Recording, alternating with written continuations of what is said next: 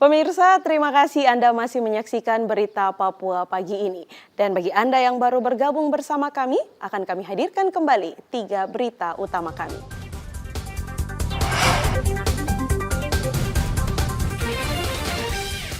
Mencuri motor seorang pemuda di Mimika, Papua Tengah diringkus polisi. Razia kendaraan selama 2 pekan, ada 1.400 pengendara ditilang Polda Papua. Harga cabai di Merauke makin pedas.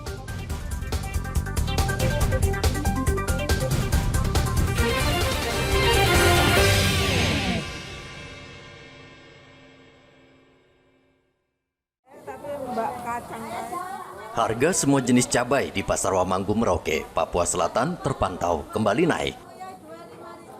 Cabai kecil yang sejak 2 hari lalu harganya Rp140.000 per kilogram, kini naik menjadi Rp170.000 per kilogram.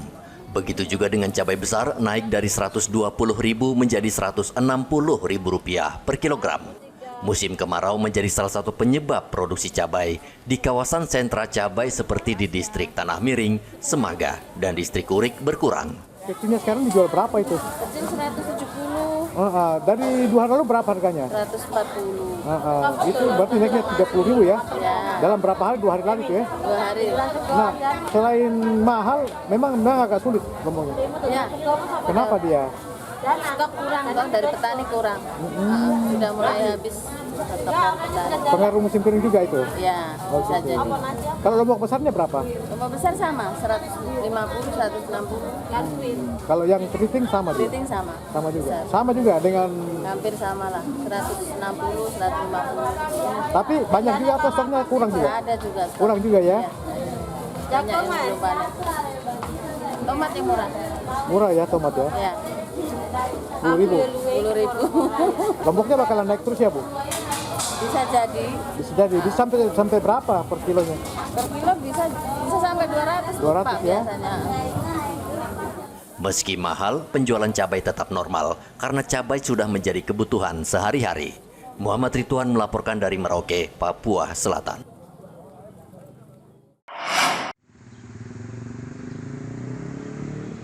Rumah Sakit Angkatan Laut Merauke, Papua Selatan membantah ada kesalahan prosedur saat menangani pasien. Kepala Rumah Sakit Angkatan Laut Merauke, Letkol Anggita Purba, mengatakan pihaknya dalam menangani pasien sudah sesuai standar operasi. Itu hal yang kami sangat sayangkan ya, karena tidak didahului dengan cross-check ke pihak rumah sakit apa yang sesungguhnya dilakukan, protokol yang sudah dilakukan bagaimana sehingga tertulis malpraktek. Kalau sesuai standar yang sudah kami buat, sebenarnya tidak ada kelalaian dalam penanganan pada pasien ini. Penyebab kematian pada pasien ini sangat dicurigai ya, sangat dicurigai oleh karena tromboemboli paru. Artinya pada saat pasien mengalami persalinan, nah, dalam kondisi seperti itu memang ada kasus-kasus tertentu yang mengalami tromboemboli paru, dalam artian terjadi emboli yang menyumbat daripada pembuluh darah untuk paru sehingga paru tidak berfungsi dengan bagus sehingga terjadi gagal napas. Pihak RSAL juga menyayangkan pihak keluarga yang sebelumnya tidak melakukan koordinasi dan cross-check dengan pihak Rumah Sakit Angkatan Laut sebelum memviralkan kasus ini di media sosial, sehingga terkesan RSAL melakukan pelanggaran. Sabtu lalu, seorang ibu rumah tangga meninggal dunia di Rumah Sakit Angkatan Laut Merauke saat akan melahirkan. Sang ibu meninggal bersama bayinya yang masih dalam kandungan. Jangan seperti ada anakku lagi minta korban gara-gara terlambat penanganan gitu ya. Kita harapkan petugas-petugasnya jangan ambil tindakan terlalu lama. Tapi dari pihak rumah sakit sudah datang ke sini, Bu Haji ya?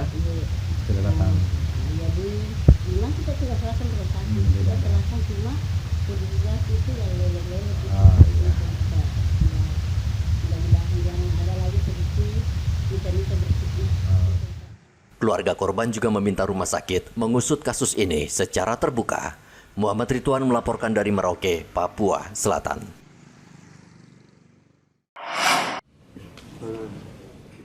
Penjabat Gubernur Papua Muhammad Ridwan Rumasukun melantik Susana Dewi Jana Wanggai sebagai penjabat Bupati Kepulauan Yapen. Pelantikan berlangsung di kantor Gubernur Papua.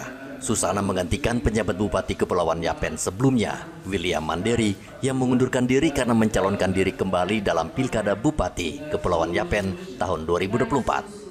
Penjabat Gubernur Papua Muhammad Ridwan Rumasukun mengingatkan penjabat bupati untuk menjalankan program strategis nasional dengan baik, di antaranya penanganan stunting, pengendalian inflasi daerah, ketahanan pangan, dan penurunan angka pengangguran, serta penanggulangan kemiskinan ekstrim. Fasilitasi persiapan pelaksanaan pemilihan Bupati Kepulauan Yapen tahun 2024 serta menjaga netralitas aparatur sipil negara. Selain itu, sebagaimana dimaksud yang telah saya sampaikan tadi, saudara penjabat Bupati Kepulauan Yapen juga wajib melaksanakan program strategis nasional dan daerah yang diselenggarakan di Kabupaten Yapen, antara lain program penanganan stunting dan gizi, program pengendalian inflasi daerah, ketahanan pangan, penurunan angka pengangguran. Sebelum dilantik menjadi Bupati Kepulauan Yapen, Susana Wanggai menjabat Kepala Badan Pengelola Perbatasan dan Kerjasama Papua. Susana berjanji akan melanjutkan program yang sudah dilaksanakan penjabat bupati sebelumnya. Kami akan menjalankan amanah dan arahan dari Bapak Menteri Dalam Negeri dan Bapak Gubernur. Di sini juga kami mau mengucapkan terima kasih atas kepercayaan yang telah diberikan oleh negara kepada kami untuk memimpin penyelenggaraan pemerintahan di Kabupaten Kepulauan Yapen, secara khusus kepada Bapak Menteri Dalam Negeri. Dan yang berikut adalah tentu penyelenggaraan pemerintahan tetap berjalan, itu yang pertama. Dan yang berikut adalah penyelenggaraan pemerintahan tetap berjalan. Dan kemudian yang paling pokok adalah bagaimana untuk kita memfasilitasi persiapan pelaksanaan pilkada. Ini harus berjalan aman, tentram dan damai, tentu dengan koordinasi dengan seluruh pihak, terutama Forkopimda, tokoh masyarakat, itu harus berjalan. Dan yang berikut adalah 10 program strategis nasional, antara lain stunting.